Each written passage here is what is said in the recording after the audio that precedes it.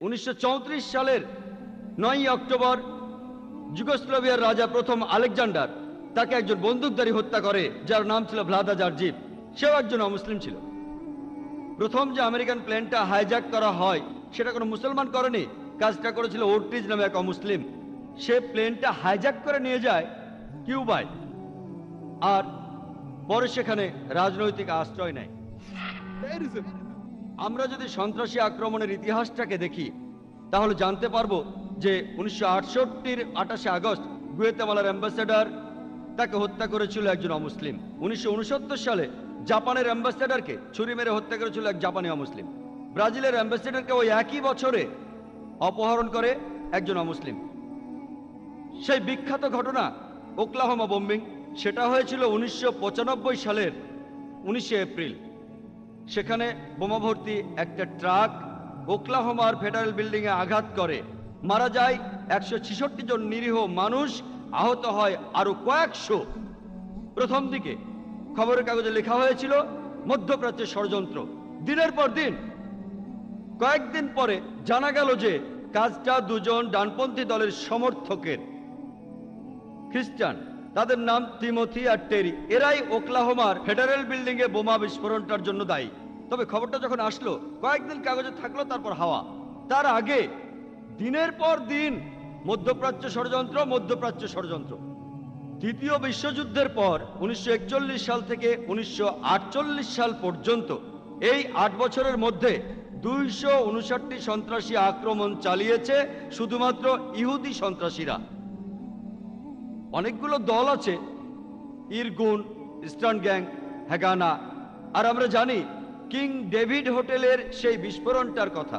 ঘটনাটা ঘটেছিল 1946 সালের 22 জুলাই। বিস্ফোরণটা ঘটিয়েছিল ইরগুন, নেতৃত্বে ছিলেন মেনাকেন বেগান। এখানে 91 জন নিরীহ মানুষ মারা গিয়েছিল। তার মধ্যে 28 জন ছিল ব্রিটিশ, 41 জন আরব, 7 জন ইহুদি, এছাড়া আরো ছিল 5 জন। এই ইরগুন গ্রুপ আরবদের মতো পোশাক পরেছিল যাতে লোকজন মনে করে আরবরা এই ঘটনা ঘটিয়েছে। এটার জন্য দায়ী ছিলেন মেনাকেন বেগান। আর এটা ছিল ব্রিটিশ ম্যান্ডেটের বিরুদ্ধে ইতিহাসের সবচেয়ে বড় আক্রমণ। এখানে 91 জন মারা যায়। আর সেই সময়টাতে মেনাকেন বেগান তাকে 1 নম্বর সন্ত্রাসী বলে অভিহিত করেছে খোদ ব্রিটিশ সরকার। পরবর্তীতে কয়েক বছর পরে তিনি হলেন ইসরায়েলের প্রধানমন্ত্রী, আর তার আরো কিছুদিন পরেই তিনি শান্তিতে নোবেল প্রাইজ পেলেন। চিন্তা করেন, যে মানুষটা খুনি, যে মানুষটা খুন করেছে হাজার হাজার নিরীহ মানুষকে, সে প্রধানমন্ত্রী হয় ইসরায়েলের, আর কয়েকদিন পরে নোবেল প্রাইজ পায় শান্তিতে। আর তখন এই সন্ত্রাসী দলগুলি যেমন ইস্টার্ন গ্যাং, ইরগুন, হ্যাগানা, এই সব দলগুলি আর নেতারা যেমন Isaac Rabin, মেনাকেম began, Ariel Sharon, এরা সবাই পরে ইসরায়েলের প্রধানমন্ত্রী অথবা উচ্চপদস্থ কর্মকর্তা হয়েছিলেন। আর এরা সবাই যুদ্ধ করেছিল একটা ইহুদি রাষ্ট্রের জন্য। যদি পৃথিবীর ম্যাপটা দেখেন, 1945 সালের আগে ইসরায়েল নামে কোনো দেশ ছিল না। ইসরায়েল দেশটাই ছিল না। এই ইহুদি দলগুলি, এই দলগুলিকে সন্ত্রাসী বলে ডাকতো ব্রিটিশরা। তারা একটা ইহুদি রাষ্ট্রের জন্য লড়ছিল। পরে তারা শক্তি দিয়ে ইসরায়েল দখল করে আর প্যালেস্টাইনিদের তাড়িয়ে দেয়। এখন এই লোকগুলি প্যালেস্টাইনের লোকদের বলছে, যাদের দাবিটা আরো জোরালো, তাদের দেশ ফেরত চায়। এখন তাদেরকে সন্ত্রাসী বলে ডাকছে ইসরায়েলিরাই। চিন্তা করেন, হিটলার 60 লক্ষ ইহুদি মেরেছিলেন। তিনি ইহুদিদের বের করে দিয়েছিলেন। তারা প্যালেস্টাইনে যাবে কেন? প্যালেস্টাইনিরা তাদের জ্ঞাতি ভাইদের আমন্ত্রণ জানিয়েছিল। তারা যদি কোনো দেশ চায় তাহলে জার্মানিতে ফিরে যাওয়া উচিত, ইউরোপে যাওয়া উচিত। চিন্তা করেন, প্যালেস্টাইনিরা তাদের স্বাগতম জানিয়েছিল। ধরেন আপনার বাসায় একজন মেহমান আসলো, অচেনা সেই লোককে আপনি বাসায় থাকতে দিলেন, আর কিছুদিন পর সে আপনাকে বাসা থেকে বের করে দিল। আপনি দরজার সামনে বলতে থাকলেন, আমার ঘর ফেরত চাই, ফেরত দেন। লোকে আপনাকে বলবে সন্ত্রাসী। ঠিক এই ঘটনাই ঘটেছে আজকে। এই প্যালেস্টাইনিদের সন্ত্রাসী বলা হচ্ছে কেন? তারা তাদের দেশ ফেরত চায়। আর এখন পৃথিবীর মানুষ, বিশেষ করে উন্নত দেশগুলির মানুষ, তারা নির্বিকারভাবে এই অন্যায় মেনে নিচ্ছে। আমরা জানি যে জার্মানিতে ইতিহাস আমাদের বলে 1968 থেকে 1992 সাল পর্যন্ত রাডার মেন হফ গ্যাং তারা অনেক নিরীহ মানুষকে হত্যা করেছিল। ইটালিতে ইতিহাস থেকে আমরা জানতে পারি রেগ ব্রিগেডের কথা। তারাও অনেক নিরীহ মানুষকে হত্যা করেছে। এমনকি 1978 সালে তারা অপহরণ করে ইটালির প্রধানমন্ত্রী অ্যালডো মোরাকে, আর 55 দিন পর তাকে হত্যা করে। আরো যদি দেখেন এরকম দল, এরকম সন্ত্রাসী দল এমনকি জাপানেও আছে, দ্য জাপানিজ রেড আর্মি। তারা একটা বৌদ্ধ কাল্ট, ওম শিনরিকিও বৌদ্ধ কাল্ট। আর তারা একবার নার্ভ গ্যাস দিয়ে টোকিও সাবওয়েতে হাজার হাজার মানুষকে মারতে চেয়েছিল, কিন্তু ভাগ্য ভালো তারা খুব একটা সফল হতে পারেনি। সেখানে মারা গিয়েছিল মাত্র 12 জন। তবে 5700 জনেরও বেশি নিরীহ মানুষ এই ঘটনায় নার্ভ গ্যাসের কারণে আহত হয়েছিল। এরা সবাই বৌদ্ধ। ইংল্যান্ডে 100 বছরের বেশি সময় আইআরএ, আইরিশ রিপাবলিকান আর্মি বিভিন্ন আক্রমণ চালিয়ে যাচ্ছে ইংল্যান্ডের বিরুদ্ধে। এরা সবাই ক্যাথলিক, তবে তাদের ক্যাথলিক সন্ত্রাসী বলা হয় না, তাদের বলা হয় আইআরএ। আর আমরা জানি তারা অনেক সন্ত্রাসী আক্রমণ চালিয়েছে। শুধুমাত্র 1972 সালে 3টা বোমা বিস্ফোরণ, প্রথমটাতে 7 জন মারা গেছে, দ্বিতীয়টা মারা গেছে 11 জন, তৃতীয়টা মারা গেছে 9 জন। 1974 সালে 2টো বিস্ফোরণ ঘটিয়েছে তারা গিলবার্ট বারে। তারা 5 জন নিরীহ মানুষকে হত্যা করেছে, আহত হয়েছে 44 জন। বার্মিংহাম বারে 21 জন নিরীহ মানুষ এই বিস্ফোরণে মারা যায় আর 182 জন আহত হয়। সময় কম, তাই আমি সবগুলো আক্রমণের কথা বলতে পারছি না, সামান্য কয়েকটা বলছি, মাত্র কয়েকটার কথা। 1996 সালে তারা লন্ডনে একটা বোমা ফাটায়, সেখানে 2 জন মারা যায়, আহত হয় 100 জনেরও বেশি। এরপর 1996 সালে আইআরএ বোমা ফাটায় ম্যানচেস্টার শপিং সেন্টারে, সেখানে আহত হয় 206 জন। 1998 সালে ব্যামব্রিজ বোমা বিস্ফোরণ, সেখানে 500 পাউন্ড ওজনের একটা বোমা ছিল একটা গাড়িতে, সেখানে 35 জন নিরীহ মানুষ আহত হয়েছিল। সেই একই বছরে ইতিহাস থেকে আমরা জানতে পারি ওম্যাগ বোমা বিস্ফোরণের কথা। 500 পাউন্ড ওজনের একটা বোমা ছিল একটা গাড়িতে, আর 29 জন নিরীহ মানুষ মারা গিয়েছিল, আহত হয়েছিল 330 জন। আর এই রেকর্ডগুলো লিখেছে অমুসলিমরাই, এগুলো কোনো মুসলমান লেখেনি। সব রেকর্ডে অমুসলিম সোর্স থেকে, অ্যামনেস্টি, বিবিসি, ইন্টারনেটে গিয়ে আপনিও চেক করে দেখতে পারেন। তবে প্রায় দেখা যায় যখন সংখ্যাটা বেশি তখন কিছুটা হেরফের হয়। যেমন আজকে জানলাম কতজন মারা গেছে, 296 জন, আরেকটা 94 জন, আরেকটা 93 জন, তাই আমি বললাম 290 জনেরও বেশি। যদি সংখ্যাটা অনেক বেশি হয় তখন কিছুটা কম বেশি বলা হয়, সংখ্যাটা কম হলে এটা হয় না। এসব কিছু অমুসলিমদের লেখা। 2001 সালে আইআরএ বোমা ফাটালো বিবিসিতে, কিন্তু আইআরএ কে কখনোই ক্যাথলিক সন্ত্রাসী বলে ডাকা হয় না। আজকে ইংল্যান্ডের সরকার খুব বেশি ভয় পাচ্ছে মুসলমান সন্ত্রাসীদের। আমি ঠিক জানি না এ পর্যন্ত ব্রিটিশ সরকারের ইতিহাসে কতগুলো বিস্ফোরণের ব্যাপারে তারা নিশ্চিত যে মুসলমানরা এগুলো করেছে। এমনকি 7 জুলাই লন্ডনে যে আত্মঘাতী বোমা হামলা হয়েছিল সেখানেও কোনো প্রমাণ পাওয়া যায়নি। সন্দেহ করা হচ্ছে তারা মুসলিম, এখনো প্রমাণিত হয়নি। 50 জনেরও বেশি মানুষ মারা গেছে, একটা রিপোর্ট বলছে 52 জন আর একটা 56 জন, সেজন্য আমি বললাম 50 জনের বেশি। যদি তর্কের খাতিরে মেনেও নেই যে 2005 সালের 7 জুলাইয়ের সেই বোমা হামলা মুসলিমরা করেছিল, তারপরও তারা আয়ারের ধারে কাছেও আসতে পারবে না। আয়ারের কাছে এই বোমা হামলা হচ্ছে নস্যি। তারা এ পর্যন্ত হাজার হাজার মানুষ মেরেছে, তারপরও ইংল্যান্ডের সরকার মুসলিম সন্ত্রাসীদের নিয়ে চিন্তিত। আয়ারে 100 বছরের বেশি সময় ধরে আছে, কিন্তু তারপরে জর্জ বুশের পরামর্শ শোনার পর টনি ব্লেয়ার বেশি চিন্তিত মুসলিম সন্ত্রাসীদের নিয়ে। 100 বছরের পুরনো সে আয়ারে নিয়ে অতটা চিন্তিত নন। আমরা ইতিহাস থেকে জানতে পারি যে স্পেন আর ফ্রান্সে সন্ত্রাসী সংগঠনের নাম ইটিএ, তারা এ পর্যন্ত 36টি আক্রমণ চালিয়েছে। আর আফ্রিকার অনেকগুলি সন্ত্রাসী সংগঠন আছে, তার মধ্যে একটা প্রধান দল, সবচেয়ে কুখ্যাত দলগুলির একটা, সেটা হলো দ্য লর্ড স্যালভেশন আর্মি। এটা একটা খ্রিস্টান সন্ত্রাসী দল। তারা বাচ্চাদের সন্ত্রাসী আক্রমণের জন্য প্রশিক্ষণ দিয়ে থাকে।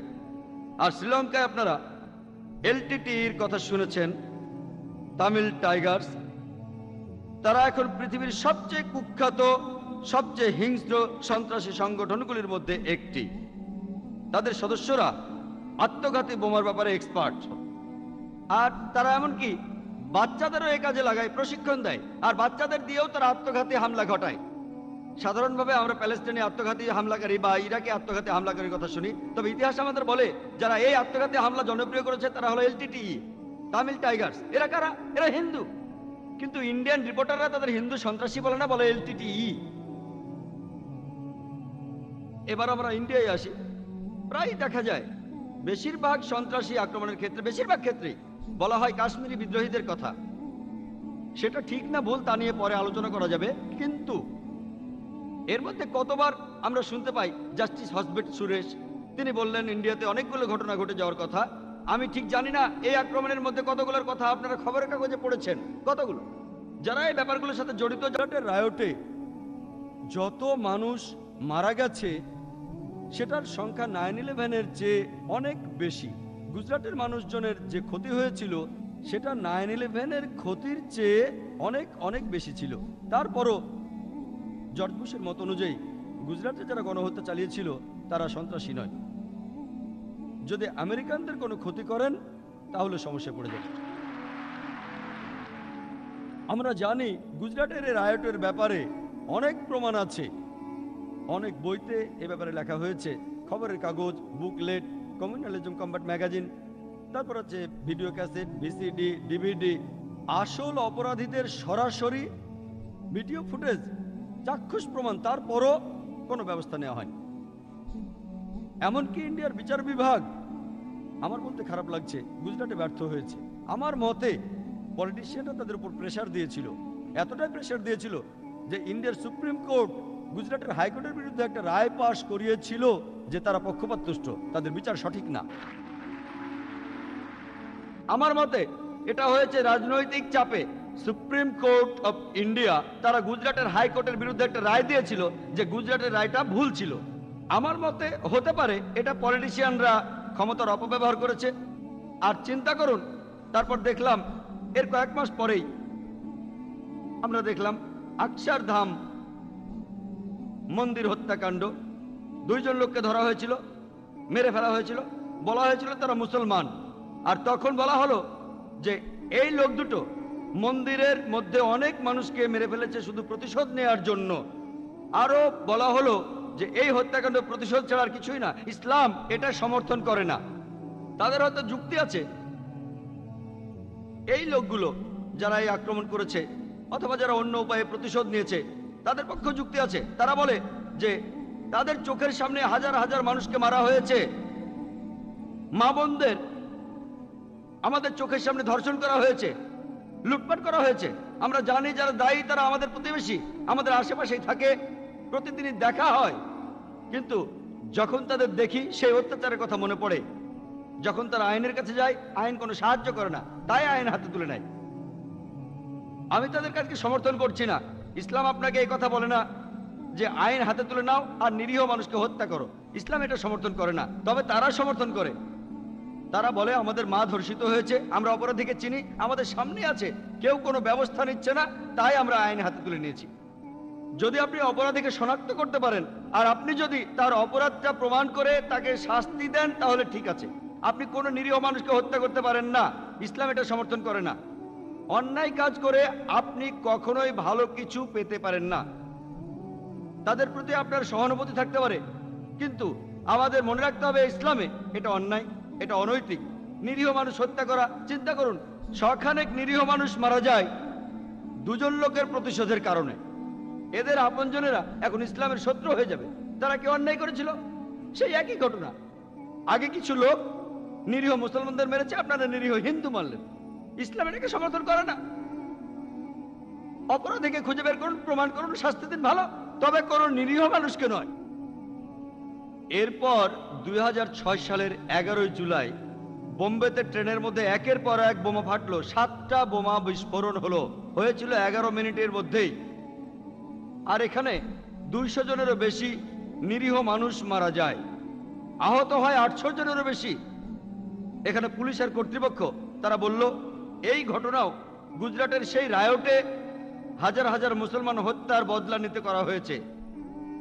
কর্তৃপক্ষ তখন বলল এই ঘটনায় দায়ী হলো এলইটি, লস্করে তয়বা। যদি একের পর এক ঘটনাগুলো দেখেন, এটা কি বন্ধ করা যেত? সহজেই। এর জন্য দায়ীকে 1 নম্বরে সেই পলিটিশিয়ানরা যাদের প্ল্যানে গুজরাটে সবরমতী এক্সপ্রেস ট্রেনের বগিটা পোড়ানো হয়েছিল, এজন্য তারা দায়ী। 2 নম্বরে কেন্দ্রে যে লোকগুলো রয়েছে, কেন্দ্রীয় সরকারে, তারা এটা থামাতে পারতো, কিন্তু তারা একই দলের, সেজন্য কিছুই করেনি। 3 নম্বরে গুজরাটের সাধারণ জনগণ, তাদেরকে উস্কানো হয়েছিল মুসলমানদের বিরুদ্ধে, তারা ফাঁদে পড়েছিল আর তারা এই জন্য সমানভাবে দায়ী। 4 নম্বরে গুজরাটের পুলিশ বাহিনী, তারা সহজে থামাতে পারতো কিন্তু থামায়নি, তারাও এই জন্য দায়ী। আর আমরা রেকর্ড থেকে জানতে পারি বেশিরভাগ জায়গায় হত্যাকাণ্ডগুলো হয়েছিল পুলিশের তত্ত্বাবধানেই, তদন্ত কমিশন রিপোর্টে আছে, এজন্য তারাও দায়ী। 5 নম্বরে গুজরাটের বিচার বিভাগ, তারা কোনো ব্যবস্থা নেয়নি। 6 নম্বর, যে লোকগুলো অন্যায়ভাবে প্রতিশোধ নিয়েছে, তারা যে বোমাগুলো ফাটিয়েছে, ইসলাম এটা সমর্থন করে না, তারাও সমানভাবে দায়ী। এই 6 প্রকার লোকজনই দায়ী। তবে আমরা যদি প্রথমটা ঠেকাতে পারতাম, প্রথম দিকের অন্যায়গুলো, তাহলে এই সন্ত্রাসী আক্রমণটা হতো না। আর আমরা জানি যে গত 1 মাসে অনেক মুসলমানকেই হয়রানি করা হয়েছে, আর এটা করেছে পুলিশ। এখানে পুলিশ বলছে এই ঘটনাটা মুসলমানরাই ঘটিয়েছে, এর পেছনে রয়েছে LET, লস্করে তৈয়বা। আমি বলি যদি এই কথাটা প্রমাণ করতে পারেন তাহলে তাদের ধরে শাস্তি দেন, সমস্যা নেই, কিন্তু আপনারা এভাবে নিরীহ মুসলমানদের হয়রানি করতে পারেন না। শখানেক মানুষ জড়ো করা, শখানেক মুসলিমকে দিনের পর দিন আটক করে রাখা হয়েছে। জাস্টিস সুরেশও বলেছেন কয়েকশো মানুষকে আটক করে রাখা হয়েছে আর তাদের আপনজনেরা এই ব্যাপারে কিছু জানে না। চিন্তা করেন, আর সেই হাজার হাজার আত্মীয় স্বজন, তাদেরকে হয়রানি করা হয়েছে। আমরা জানি যে এ পর্যন্ত 22 থেকে 25 জনকে অফিসিয়ালি অ্যারেস্ট করা হয়েছে। এদের মধ্যে একজনও নিশ্চিতভাবে, এদের একজনও অ্যারেস্ট হওয়া লোকদের মধ্যে একজনও সরাসরিভাবে এই বোমা বিস্ফোরণে জড়িত নয়। এদের সবাই অন্য কোনো ঘটনায় পরোক্ষভাবে জড়িত। যদি আপনি আসল অপরাধীকে ধরতে চান, যদি প্রমাণ থাকে, কোনো সমস্যা নেই, কিন্তু এমন ঢালাওভাবে মুসলমানদের অ্যারেস্ট করা, আপনারা কি বোঝাতে যাচ্ছেন? আমরা জানি যে 300 জনেরও বেশি নিরীহ মুসলমানকে মালাওয়ানিতে জড়ো করা হয়েছিল। 300 জনেরও বেশি। কি জন্য? জিজ্ঞাসাবাদের জন্য। বুদ্ধিমান যে কোনো লোকই বলতে পারবে যে জিজ্ঞাসাবাদ করার জন্য কমপক্ষে 3-4 জন পুলিশ লাগে যদি ঠিকমতো জিজ্ঞাসাবাদ করতে চান। একজন পুলিশ ভয় দেখাবে, একজন নরমভাবে বলবে, ও হতে পারবে না। আপনি ঢালাওভাবে বলতে পারবেন না যে মৌলবাদীরা সবাই ভালো অথবা সবাই খারাপ। একটা মানুষ কোন ক্ষেত্রে মৌলবাদী সেটা দেখে তারপর বলা উচিত। যদি কেউ মৌলবাদী ডাকাত হয়, যার কাজ হলো ডাকাতি করা, সে সমাজের জন্য খারাপ। আর অন্যদিকে যদি কেউ মৌলবাদী ডাক্তার হয়, সে হাজারটা মানুষের জীবন বাঁচায়, সে সমাজের জন্য ভালো। তাহলে একটা মানুষ যে ক্ষেত্রে মৌলবাদী সেটা দেখে তারপরে আপনি ভালো খারাপ বলতে পারেন। আমি এখানে আমার কথা বলতে পারি, আমি একজন মৌলবাদী মুসলমান, আর আমি মৌলবাদী মুসলমান হওয়ার জন্য গর্বিত। কারণ আমি জানি আমি ইসলাম ধর্মের সব মূলনীতি মেনে চলার চেষ্টা করি, আর আমি জানি যে ইসলাম ধর্মের মূলনীতিগুলোর মধ্যে একটা নীতিও মানবতার বিরুদ্ধে কোনো কথা বলে না। এমনটা হতে পারে যে ইসলাম ধর্মের কিছু মূলনীতি অমুসলিমদের কাছে মনে হতে পারে মানবতার বিরুদ্ধে। তবে আপনি যদি ইসলামের সেই মূলনীতিগুলোর ব্যাখ্যা দেন, বুঝিয়ে বলেন, তাহলে একটা নিরপেক্ষ মানুষও পাবেন না যে বলতে পারে যে ইসলামের মূল নীতিগুলো মানবতার বিরুদ্ধে কথা বলে।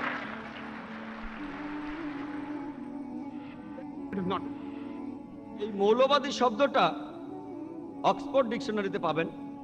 এই শব্দটা প্রথম ব্যবহার করা হয়েছিল একদল খ্রিস্টানকে বোঝানোর জন্য। সেটা ছিল 20 শতাব্দীর প্রথম দিকে আমেরিকায় যারা চার্চের বিরুদ্ধে প্রোটেস্ট করেছিল, তাদের বলা হয় প্রোটেস্ট্যান্ট খ্রিস্টান। প্রথম দিকে চার্চ বিশ্বাস করত বাইবেলের কথাগুলো ঈশ্বরের কাছ থেকে এসেছে। এই প্রোটেস্ট্যান্ট খ্রিস্টানরা এতে আপত্তি জানিয়ে বলল, শুধুমাত্র বাইবেলের কথাগুলো ঈশ্বরের নয়, বাইবেলের প্রত্যেকটা শব্দই ঈশ্বরের কাছ থেকে এসেছে। যদি কেউ প্রমাণ করতে পারে যে বাইবেলের প্রত্যেকটা শব্দ ঈশ্বরের কাছ থেকে এসেছে, এই আন্দোলনটা ভালো আন্দোলন।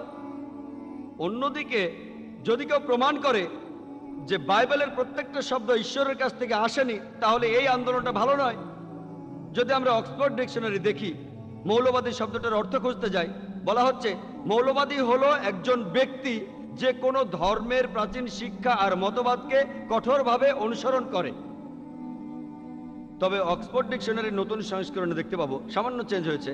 নতুন সংস্করণ বলছে যে মৌলবাদী হলো একজন ব্যক্তি যে কোনো ধর্মের প্রাচীন শিক্ষা বা মতবাদকে কঠোরভাবে মেনে চলে, বিশেষ করে ইসলাম। এখন বিশেষ করে ইসলাম এই শব্দটা নতুন করে জুড়ে দেওয়া হয়েছে। যখনই মুসলমান শব্দটা শুনবেন আপনি ভাববেন যে সে মৌলবাদী, সে চরমপন্থী, মারা গিয়েছিল। ঘটনার জন্য যে দায়ী সে আমেরিকায় চলে গেল। ইন্ডিয়ার সরকার কেন সেই দায়ী লোকটার জন্য আমেরিকা আক্রমণ করছে না? কেন তারা এখন আক্রমণ করছে না? এটা প্রমাণিত। ইউনিয়ন কার্বাইড, হাজার হাজার নিরীহ মানুষ মারা গিয়েছিল, আরো অনেকে সারা জীবনের জন্য পঙ্গু হয়ে গিয়েছিল, পালিয়ে গেল। আমাদের মধ্যে বন্দি বিনিময় প্রথা থেকেও কিছু হলো না। আফগানিস্তান আর আমেরিকার মধ্যে বন্দি বিনিময় প্রথা নেই, তারপরও যদি তর্কের খাতিরেও মেনে নেই যে ওসামা বিন লাদেনই কাজটা করেছে, তারপরও এই অজুহাতে আপনি হাজার হাজার নিরীহ মানুষকে মারতে পারেন না। সেখানে 3 থেকে 5 হাজারেরও বেশি আফগানকে হত্যা করা হয়েছে। এর কয়েক বছর পরে তারা ইরাকে গেল। ইরাকে নাকি গণবিধ্বংসী অস্ত্র আছে। তারপর তারা ইরাক আক্রমণ করলো, কিন্তু কোনো গণবিধ্বংসী অস্ত্র পাওয়া যায়নি। তারপরও দখল করে ফেললো ইরাক। তাহলে এই আক্রমণের কারণটা কি? এখন ইরাকের মানুষ সমস্যায় আছে। সাদ্দামের সময় ছিল, সাদ্দাম ভালো মুসলিম ছিলেন, ইসলাম মেনে চলতো না। আমি সাদ্দামের পক্ষ নিয়ে বলছি না। তবে আমেরিকা ইরাক দখল করার পর তারা এখন আরো বেশি সমস্যার ভেতরে আছে। আরো বেশি ডাকাতি হচ্ছে, বেশি ধর্ষণ হচ্ছে। এর কারণটা কি? সেটা কি? সেটা হলো তেল। এটা একটা ওপেন সিক্রেট।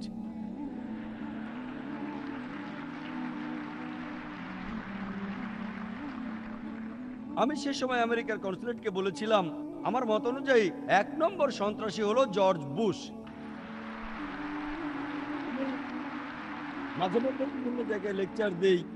9/11-এর সেই ঘটনার কয়েকদিন পর আমি অস্ট্রেলিয়ায় গিয়েছিলাম। সে সময় এটা অস্ট্রেলিয়ার খবরের কাগজে হেডিং ছিল 2001 সালের ডিসেম্বর মাসে। ডক্টর জাকির নায়েক বলেছেন তিনি একজন মৌলবাদী, আর বলেছেন জর্জ বুশ হলেন 1 নম্বর সন্ত্রাসী। আমি এমন আর কোনো বক্তার নাম শুনিনি, কোনো বক্তার নাম আমি শুনিনি, হয়তো থাকতেও পারে, যিনি জর্জ বুশকে 1 নম্বর সন্ত্রাসী বলেছেন। আর এখন এটা খুবই কমন। আমি 100 জন বিখ্যাত লোকের নাম বলতে পারি, যেমন আমাদের শ্রদ্ধেয় অতিথি জাস্টিস হসবেট। উনিও যে এমনটা ভাবতেন জানতাম না। উনি খুব সৎ বিচারপতি, আমি ওনার সাথে একমত। আমি জানি না উনি কবে থেকে এটা বলেছেন, পৃথিবীতে নামবো না। উনি আমার চেয়ে অনেক সিনিয়র, জানি না উনি কবে প্রথম বলেছিলেন এটা। তবে এখন রেকর্ড ঘাটলে আপনারা জানতে পারবেন যে ভেনিজুয়েলার প্রেসিডেন্ট হুগো শাভেজ তিনি বলেছেন যে পৃথিবীর সবচেয়ে বড় সন্ত্রাসী হলো জর্জ বুশ। তারপর বলিভিয়ার প্রেসিডেন্ট ইভো মোরালেস তিনি বলেছেন জর্জ বুশ 1 নম্বর সন্ত্রাসী। আমেরিকার একজন বিখ্যাত গায়ক এবং সমাজসেবক হ্যারি বেলফন্ট তিনি বলেছেন যে পৃথিবীর সবচেয়ে বড় সন্ত্রাসী হলো জর্জ বুশ। তারপর ইংল্যান্ডের একজন এমপি, যুক্তরাজ্যের এমপি নাম জর্জ গ্যালাওয়ে, তিনি বলেছেন পৃথিবীর সবচেয়ে বড় সন্ত্রাসী হচ্ছে জর্জ বুশ। তিনি আরো বলেছেন জর্জ বুশ আর টনি ব্লেয়ারের হাতে যে পরিমাণ রক্ত লেগে আছে সেটা লন্ডনে 7 জুলাইয়ের বোমা হামলাকারীদের চেয়ে অনেক বেশি। এরপর তাকে জিজ্ঞেস করা হলে তিনি বলেছিলেন জর্জ গ্যালাওয়ে, ইংল্যান্ডের একজন এমপি, তিনি বলেছেন এটা খুবই ন্যায় বিচার হবে যদি কোনো সুইসাইড বোম্বার টনি ব্লেয়ারকে মেরে ফেলে আর কারো যেন কোনো ক্ষতি না হয়, তাহলে সেটা ন্যায্য বিচার হবে। কে বলেছিলেন? George Galloway. আমাদের জ্যোতি বসু তিনি কয়েক মাস আগে বলেছিলেন জর্জ বুশ তখন ইন্ডিয়ায়, তিনি বলেছিলেন 1 নম্বর সন্ত্রাসী হলো জর্জ বুশ। সবাই কথা বলছে, কিন্তু ইন্ডিয়ার সরকার তাকে আমন্ত্রণ করছে। কি জন্য? যাতে করে আমরা সন্ত্রাস শিখতে পারি।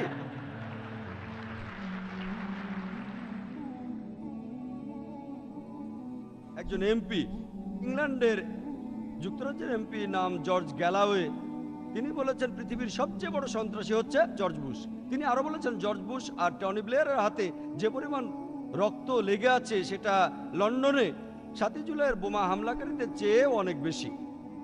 এরপর তাকে জিজ্ঞেস করা হলে তিনি বলেছিলেন জর্জ গ্যালাওয়ে, ইংল্যান্ডের একজন এমপি, তিনি বলেছেন এটা খুবই ন্যায় বিচার হবে যদি কোনো সুইসাইড বোম্বার টনি ব্লেয়ারকে মেরে ফেলে আর কারো যেন কোনো ক্ষতি না হয়, তাহলে সেটা ন্যায্য বিচার হবে। কে বলেছিলেন?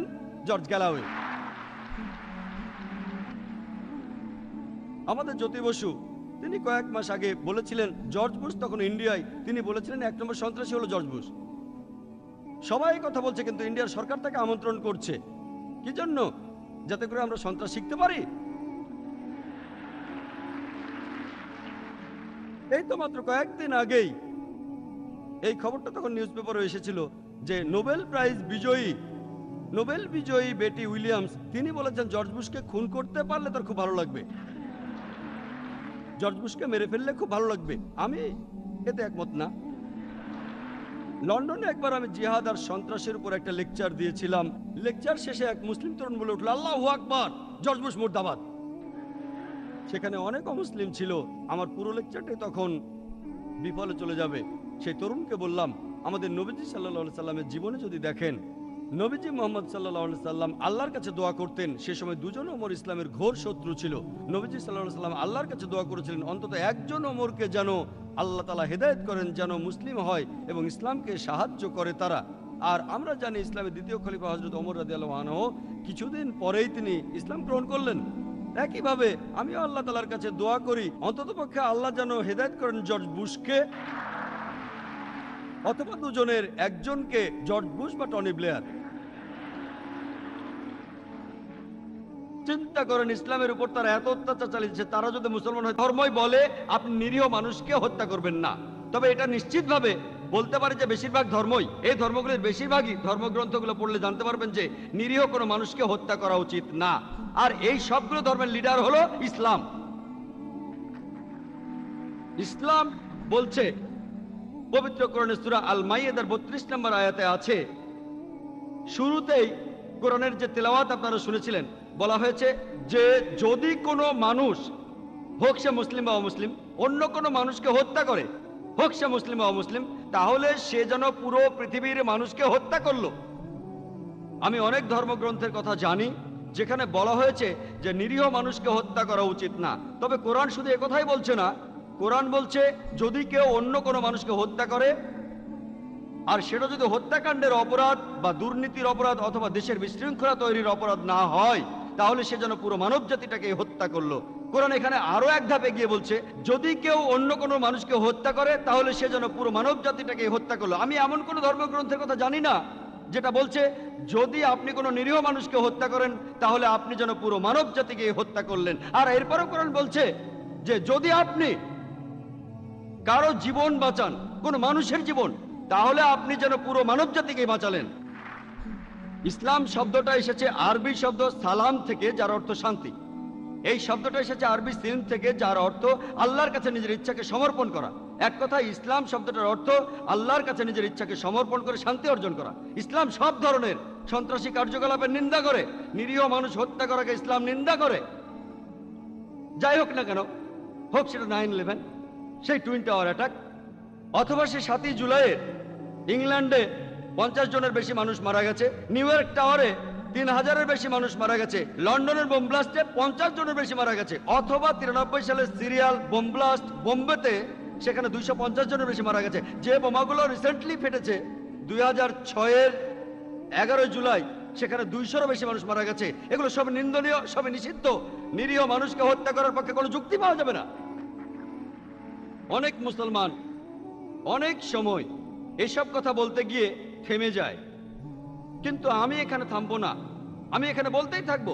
আমি অবশ্যই নিন্দা করব আফগানিস্তানে যে হাজার হাজার আফগানি মারা গেল, ইরাকে যে হাজার হাজার নিরীহ মানুষ মারা গেল, গুজরাটে যে হাজার হাজার মানুষ মারা গেল, যেসব মানুষ মারা গেল প্যালেস্টাইনে, যেসব মানুষ মারা গেল লেবাননে। এখানে আমরা থামতে পারি না। আপনি কাকে ভয় পাচ্ছেন? সব ধরনের সন্ত্রাস যেখানে নিরীহ মানুষ মারা যায় সেগুলোর নিন্দা করা উচিত, সেটা মুসলমান করুক বা অমুসলিম করুক।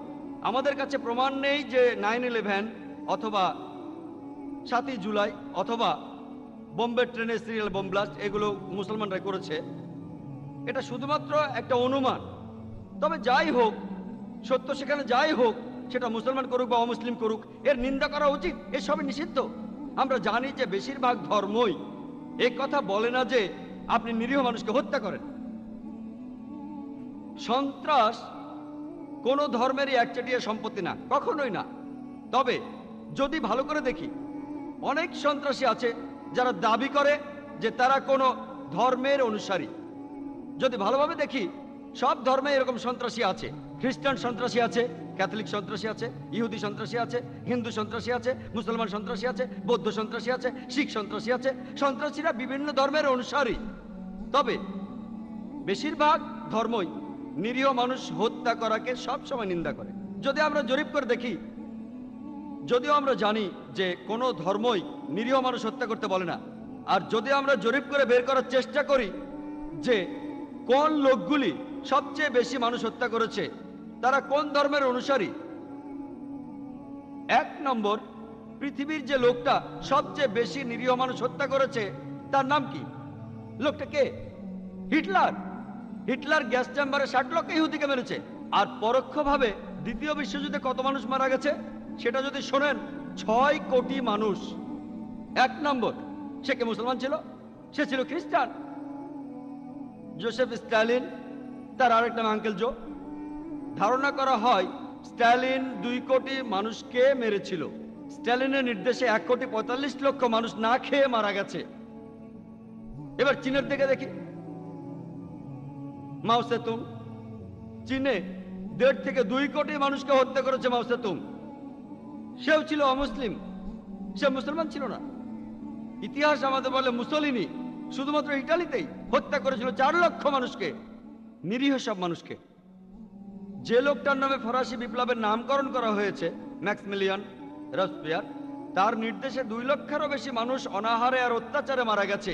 হত্যা করা হয়েছে 40,000-এরও বেশি মানুষকে।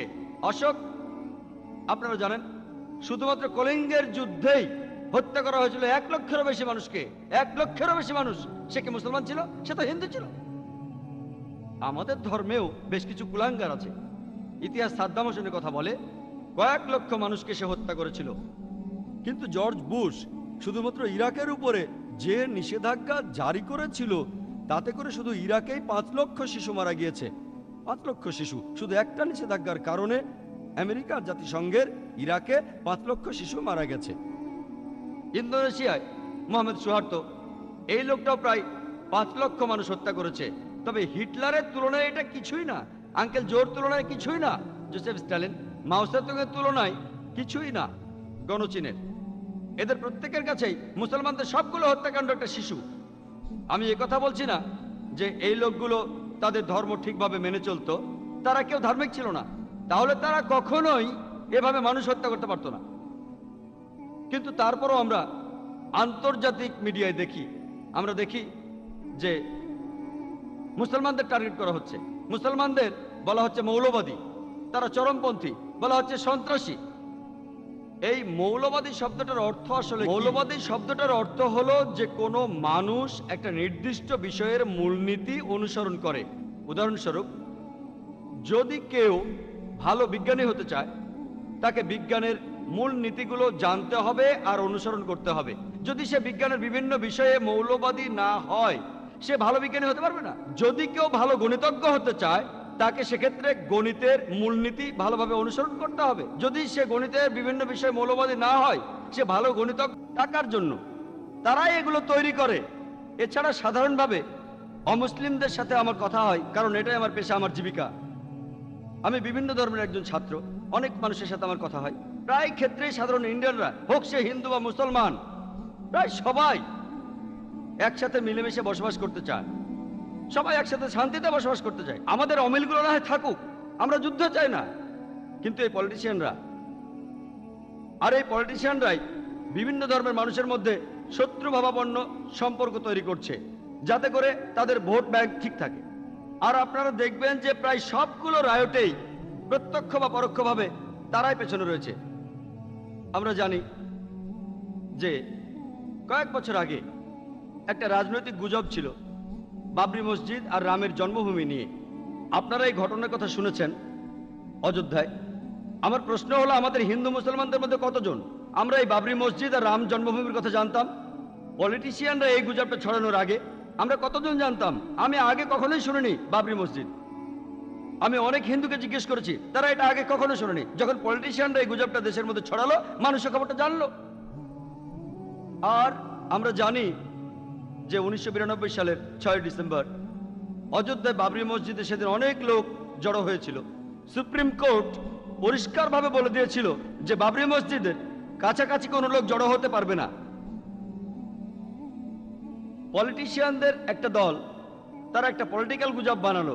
গুজবটা রামের জন্মভূমি আর বাবরি মসজিদ নিয়ে। 6 ডিসেম্বর লোকজন সেখানে জড়ো হলো। সরকারি দলের পলিটিশিয়ানরা ভালো করেই জানে যে তাদের পেছনে সুপ্রিম কোর্ট আছে, তারা খুব সহজেই লোকজন সরিয়ে দিতে পারতো, সহজেই। কিন্তু তারা ভাবলো যদি এদের থামাই তাহলে ভোট পাবো না, তাই লোকজন জড়ো হতে থাকুক। লোকজন জড়ো হলো, আর তারপর তাদের কথায় স্বতঃস্ফূর্তভাবে যে হাজার হাজার লোক জড়ো হয়েছিল, স্বতঃস্ফূর্তভাবেই তারা বাবরি মসজিদ ধ্বংস করে ফেললো প্ররোচনা ছাড়া। তখন এই খবরটা সরাসরি অনেক স্যাটেলাইট চ্যানেলে দেখানো হয়েছিল। বলুন তো, এই লাঠি আর ত্রিশূল দিয়ে কিভাবে আপনি মসজিদ ভাঙবেন? এটা কি সম্ভব? না। তারা সেখানে বোমা ফাটিয়েছিল রীতিমতো পরিকল্পনা করেই।